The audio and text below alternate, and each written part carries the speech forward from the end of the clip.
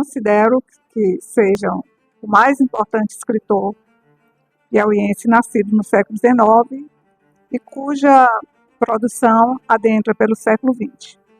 Clodoaldo Freitas nasceu em Oeiras, em 1855, fez a sua formação em Direito na Escola de Direito de Recife, percorreu, no mínimo, 6 estados brasileiros nessa sua jornada. A sua carreira ela pode ser definida em vários âmbitos, no âmbito jurídico, educacional, na administração pública, na imprensa, como literato, como político, como maçom. Na administração pública, só do ponto de vista exemplificativo, ele foi o primeiro diretor do Arquivo Público do Piauí. Como literato, ele dominou todos os gêneros. Como político, desde a sua juventude, ele se colocou nessa arena desde o Maranhão como estudante, depois em Pernambuco, que depois foi definido como um republicano histórico. Voltando para o Piauí, ele foi um sujeito que atuou fortemente no Partido Liberal, inclusive dirigindo o Jornal Liberal à imprensa, e após a proclamação da República também teve uma forte atuação política.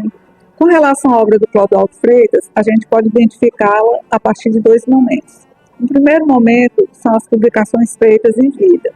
E esses livros publicados em vida foram um número muito reduzido.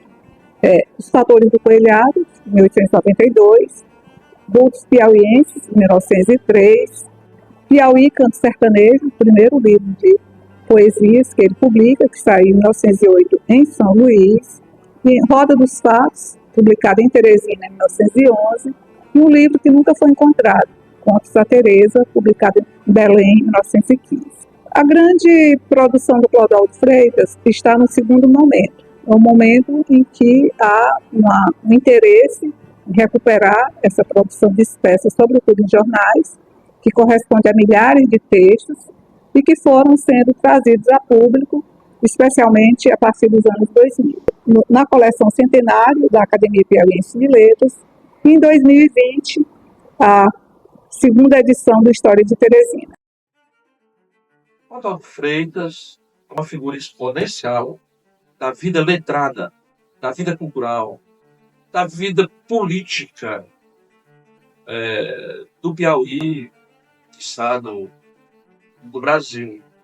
Um homem dotado de uma qualidade excepcional, que é a coragem. A coragem. Um homem de um testemunho grande, apegado e colocado no serviço, na utilidade, na mobilização de ideias, ele como um prático da República. Um republicano no tempo em que o Brasil, aquela conjuntura que transita no tempo da monarquia, no tempo da própria República, ele aparece como uma figura grandiosa desse no serviço, no levar adiante, no transpor barreiras, enfim, no debate, em tudo que é próprio daquele momento, daqueles enfrentamentos, levar a ideia da República, a força movente na história ocidental do significado de República, para se alcançar uma sociedade de igualdade, de justiça.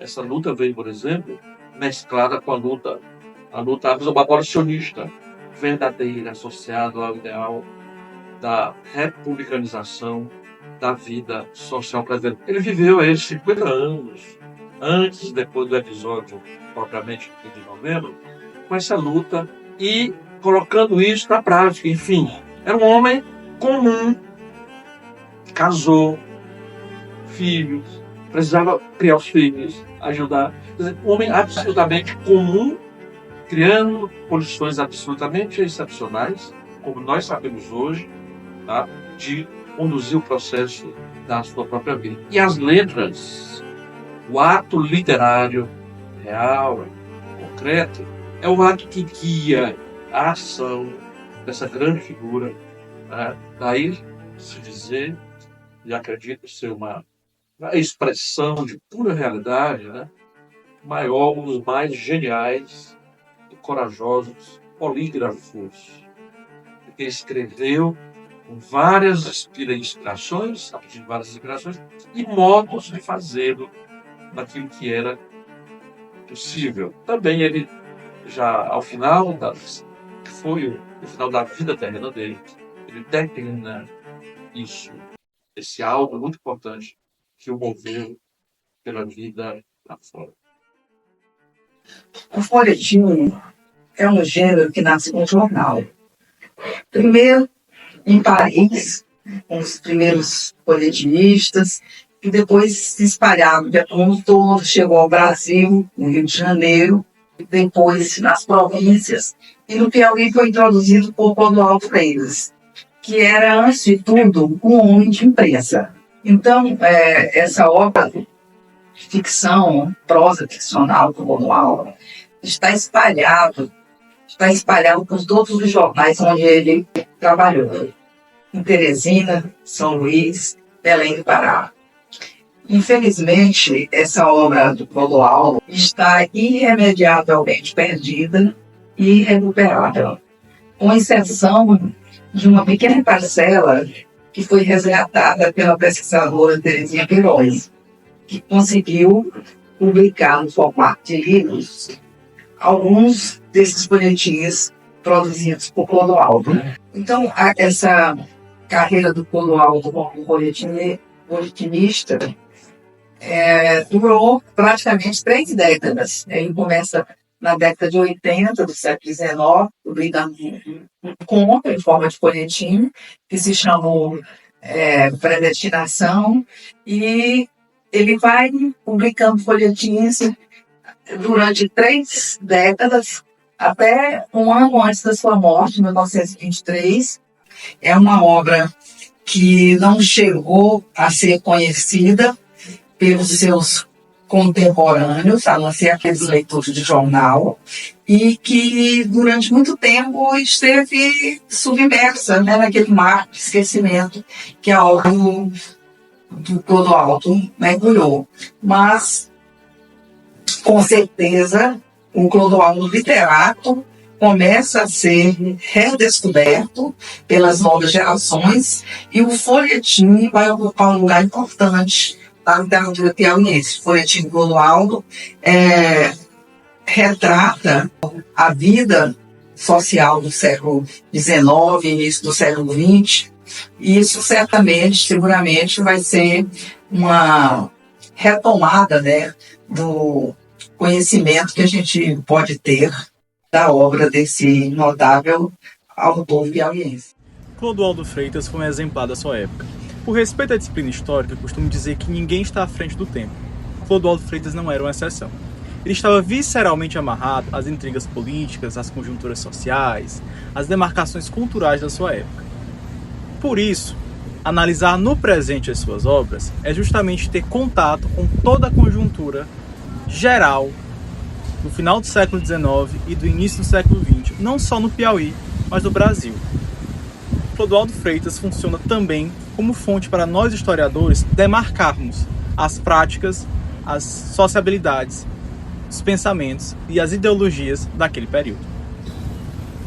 Quando você pensa na obra de Clodoaldo Freitas, você pensa nos seus textos históricos, você pensa nos seus textos jurídicos, nas suas crônicas, nos seus romances, mas toda essa produção dele está articulada com a mesma dimensão que perpassa todos esses textos, todos os seus escritos, que é o seu ativismo político.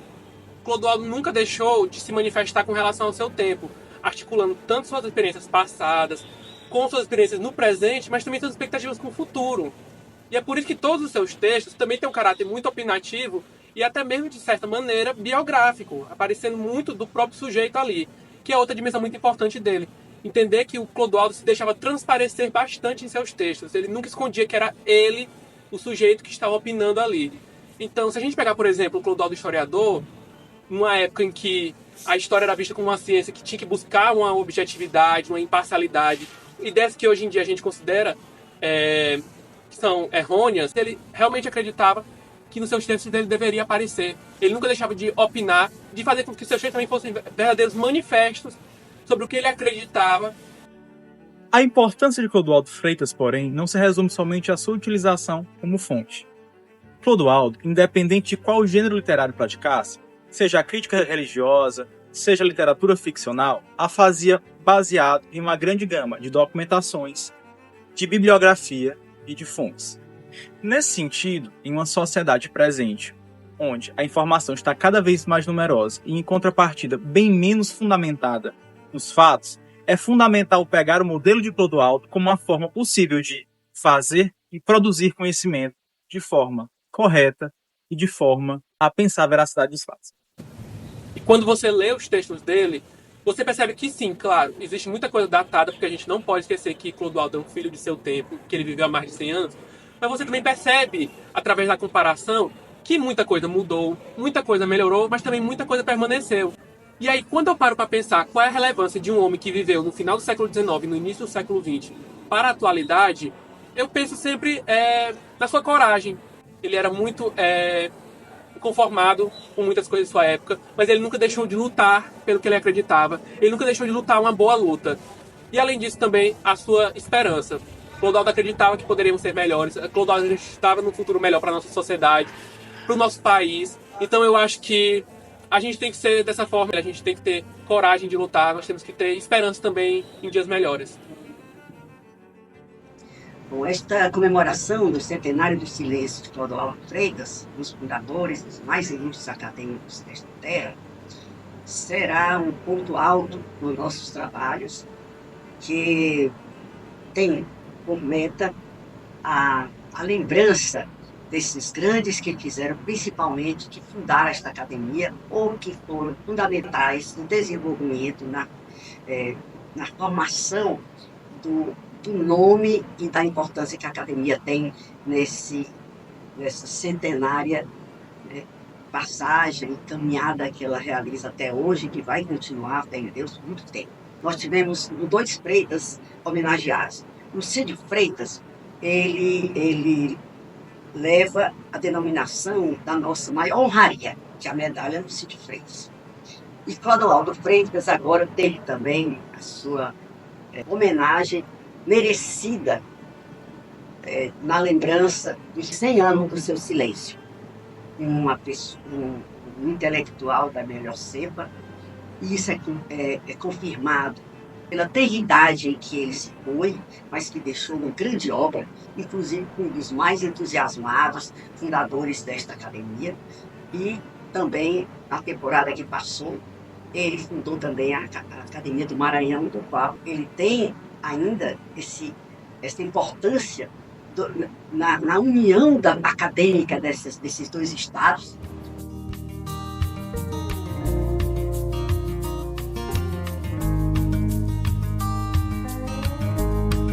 É justo que se chame a atenção da professora e acadêmica Terezinha Queiroz. Ela teve essa iniciativa, inclusive de providenciar uma das melhores homenagens que podia ser feita a ele, que é exatamente um livro que será publicado sobre a obra dele.